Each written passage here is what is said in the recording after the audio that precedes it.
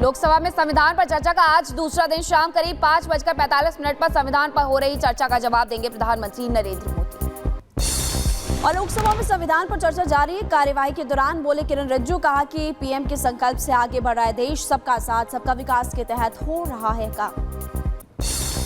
कांग्रेस सांसद प्रियंका गांधी ने संसद के बाहर किया प्रदर्शन। वायनाड में भूस्खलन प्रभावित लोगों के लिए वित्तीय सहायता की मांग की। महाराष्ट्र के सीएम देवेंद्र फडणवीस से मिले उप मुख्यमंत्री एकनाथ शिंदे। फडणवीस के सागर बंगले के दौरान दोनों की मुलाकात हुई। बीजेपी के वरिष्ठ नेता लालकृष्ण आडवाणी की तबीयत बिगड़ी, दिल्ली के अपोलो अस्पताल में कराया गया भर्ती। आप संयोजक केजरीवाल ने गृह मंत्री अमित शाह को लिखी चिट्ठी, दिल्ली में बिगड़ती कानून व्यवस्था का जिक्र किया, अमित शाह से मिलने का समय भी मांगा। जेल से रिहा होने के बाद मीडिया से रूबरू हुए अल्लू अर्जुन, प्यार और समर्थन के लिए फैंस का जताया आभार, कानून का सम्मान करने की भी कही बात। और रिहाई के बाद अभिनेता अल्लू अर्जुन से मिलने के लिए फिल्मी हस्तियां भी पहुंची। अभिनेता के घर पर लोगों का जमावड़ा लगा, तस्वीरें आई सामने। स्कूल बम थ्रेट मामले में दिल्ली पुलिस ने एक छात्र को किया ट्रेस। सूत्रों के मुताबिक छात्र पर बम थ्रेट का ईमेल भेजने का आरोप। बच्ची की काउंसलिंग के बाद पुलिस ने छोड़ा, कल भेजा था धमकी भरा मेल।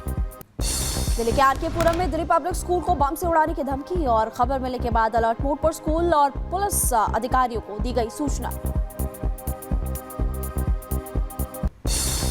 सोनू मटका के एनकाउंटर पर दिल्ली डीसीपी प्रतीक्षा गोदारा का बयान, कहा दिल्ली डबल मर्डर में फरार चल रहे बदमाश को मुठभेड़ के दौरान लगी गोली। हाशिम बाबा गैंग का था कुख्यात शूटर।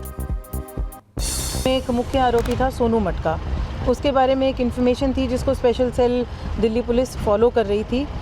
उसी के तहत हमने यूपी एसटीएफ के साथ उसको ढूंढने की अपनी मुहिम चलाई और उसी के तहत वो हमें नज़र आया और उसके साथ एक पुलिस की मुठभेड़ हुई है।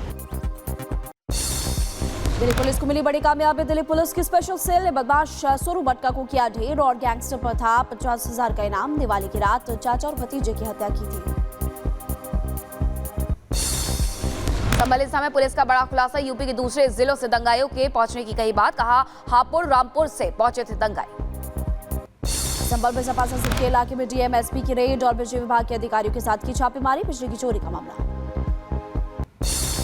यूपी के संभल में बिजली चेकिंग के दौरान बुलडोजर एक्शन, अतिक्रमण के खिलाफ प्रशासन ने की कार्रवाई। राजस्थान के जयपुर में झोला छाप क्लिनिक का पर्दाफाश, लोगों की शिकायत के बाद स्थानीय विधायक ने क्लिनिक का निरीक्षण किया और क्लिनिक के खिलाफ जांच के आदेश भी दिए। पटना में पुलिस और बदमाशों के बीच हुई मुठभेड़, एनकाउंटर में लुटेरा अजय राय ढेर हुआ। मुठभेड़ के दौरान एसटीएफ के इंस्पेक्टर घायल हुए हैं। बदमाश के पास हथियार और गोली बरामद की गई। यूपी के मथुरा में पुलिस का ऑपरेशन लगड़ा जारी, पुलिस और बदमाशों के बीच मुठभेड़, गोली लगने से एक तस्कर घायल हुआ। उत्तर प्रदेश के झांसी में बदमाश ने पुलिस पर किया हमला, पुलिस से बचकर भाग रहा था वांटेड बदमाश। हमले में एक सिपाही के हाथ में भी आई गंभीर चोटें। यूपी के बुलंदशहर में डेयरी प्लांट के सामने किसानों को धरना दिया गया और किसान ने धरना प्रदर्शन करते हुए अपनी बात भी रखी। उत्पादों की सैंपलिंग कराने को लेकर के तहसीलदार एसडीएम को ज्ञापन भी सौंपा। बदायूं में चोरों ने मकान में की चोरी, चोरी का वीडियो भी आया सामने। सामान ले जा रहे चोर सीसीटीवी कैमरे में हुए कैद। बुलंदशहर में दो गुटों में जमकर मारपीट हुई और लाठी डंडे भी चले, मारपीट का वीडियो वायरल। कानपुर में दुकान में लगी भीषण आग, इलाके में मचा हड़कंप, सारा सामान जलकर खाक हुआ। आग पर काबू पाने की कोशिश जारी। और जम्मू कश्मीर गुलमर्ग में बर्फबारी, पर्यटकों में दिखा उत्साह, जमकर बर्फबारी का लुत्फ उठाया। बर्फ की सफेद चादर से ढका हुआ नजर आया गुलमर्ग।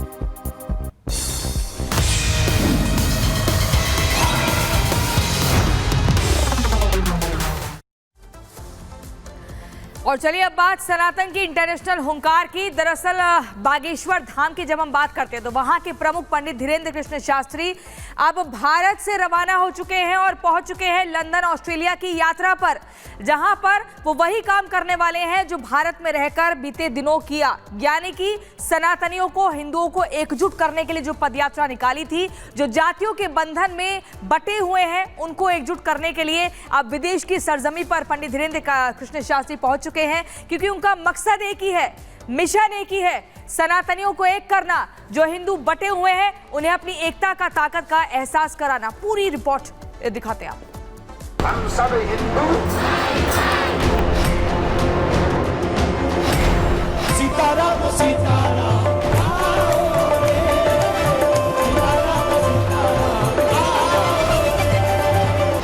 बागेश्वर धाम के प्रमुख पंडित धीरेन्द्र शास्त्री सनातनियों को जगाने के लिए, हिंदू राष्ट्र बनाने के लिए ऐसे ऐसे काम कर रहे हैं कि सनातन विरोधियों को रास नहीं आ रहा। भारत हिंदू राष्ट्र बनेगा ये संकल्प हमारा, भारत हिंदू राष्ट्र बनेगा ये संकल्प हमारा। अभी बाबा बागेश्वर की सनातन एकता पदयात्रा को खत्म हुए कुछ ही दिन बीते हैं, तो बाबा ने अब नया मिशन शुरू कर दिया है। बाबा बागेश्वर का नया मिशन है विदेश में रह रहे हिंदुओं को एकजुट करने का। उनका अगला मिशन है सनातनियों को जातियों के बंधन से बाहर निकालने का। बाबा बागेश्वर का नया मिशन है सोए हुए हिंदुओं को जगाने का।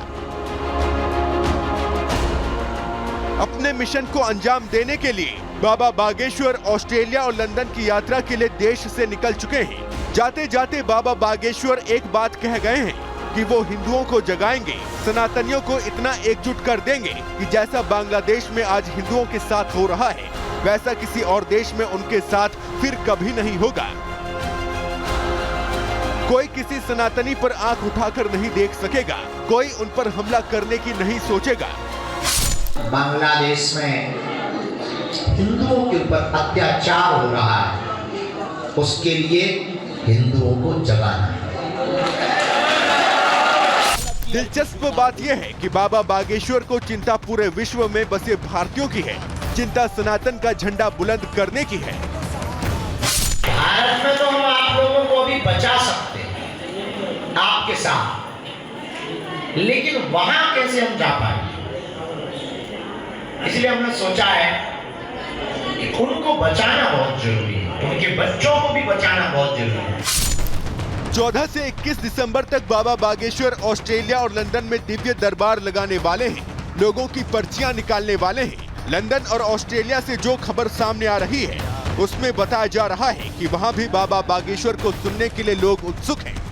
खबर मिल रही है कि लंदन ऑस्ट्रेलिया में भी बाबा बागेश्वर के दिव्य दरबार में हर दिन हजारों सनातनी पहुंचेंगे और बाबा बागेश्वर इसी दिव्य दरबार से हिंदुओं को एकजुटता का संदेश देंगे, ताकि कनाडा और बांग्लादेश में आज जो कुछ सनातनियों के साथ हो रहा है, वैसा विदेश में रहने वाले भारतीयों के साथ, सनातनियों के साथ कभी ना हो। जात पात में टूट न जाओ। Bureau report, Republic Bharat. Sitaram. और अब खबर बिहार से। बिहार लोक सेवा आयोग की 17वीं प्रारंभिक परीक्षा का आयोजन किया गया और इस दौरान खूब बवाल भी मचा। 950 केंद्रों पर परीक्षा का आयोजन किया गया था और इस दौरान जो परीक्षार्थी आए थे, जो बच्चे एग्जाम देने के लिए आए थे, उनकी तरफ से कहा जा रहा है कि पेपर लीक हुआ है। पूरी खबर आपको इस रिपोर्ट के जरिए बताते हैं।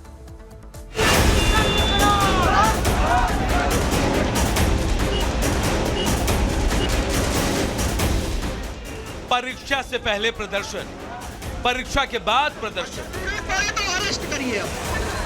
बिहार की राजधानी पटना की ये दो तस्वीरें बताने के लिए काफी हैं कि बिहार पब्लिक सर्विस कमीशन का हमेशा ही विवादों से नाता रहा है।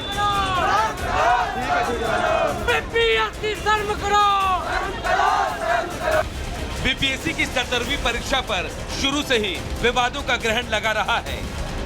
परीक्षा से पहले बीपीएससी की मनमानी के विरोध में छात्रों ने उग्र प्रदर्शन किया और अब परीक्षा के बाद पेपर लीक की खबरों के बीच छात्रों ने फिर से आयोग के खिलाफ मोर्चा खोल दिया है।